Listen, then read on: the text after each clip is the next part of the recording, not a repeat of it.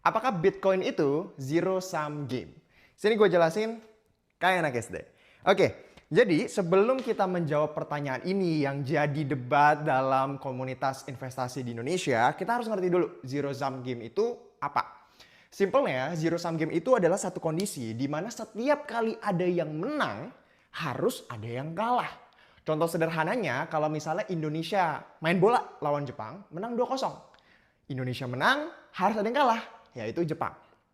Nah, kondisi ini juga terjadi di dalam dunia keuangan. Untuk menjawab pertanyaan ini, menurut gue penting untuk kita bisa ngelihat dalam 3 perspektif yang berbeda. Dan gue akan mulai dalam perspektif yang pertama, yaitu dalam perspektif trading.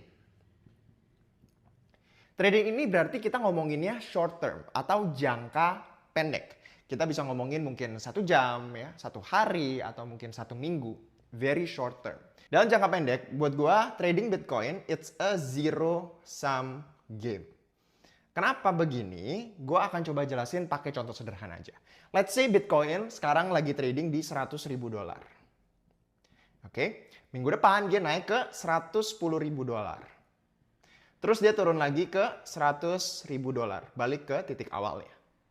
Kalau misalnya let's say ada orang namanya A. Si A ini dia beli Bitcoin di 100 ribu dolar, harganya naik ke 110 ribu dolar. Misalnya dia taruh 100 juta, berarti dia untung 10 juta. Nah, tapi teman-teman harus ingat, dalam yang namanya market, setiap kali ada orang yang mau jualan, harus ada yang beli. Ada seller, ada buyer. Makanya, kalau misalnya si buyer A ini beli di 100 ribu dolar, pasti harus ada yang beli nanti di 110 ribu dolar, karena dia jualan di sana. Nah, anggap ada si buyer B. Dia beli di 110 ribu dolar. Ya. Karena minggu depannya harganya turun ke 100 ribu dolar, anggap dia cut loss. Karena dia mainnya short term. Artinya apa? Artinya dia rugi 10 juta.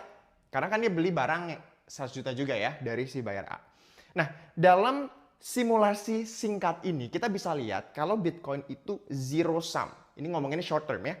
Karena buyer A untung 10 juta, sedangkan buyer B rugi 10 juta. Sehingga kalau kita tambahin, hasilnya adalah 0.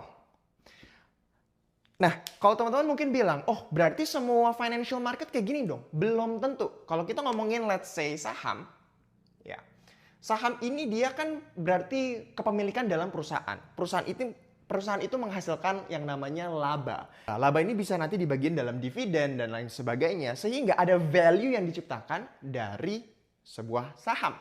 Tapi Bitcoin dia nggak menghasilkan cash flow apa-apa. It's a network in itself. Dan maka dari itu Bitcoin itu punya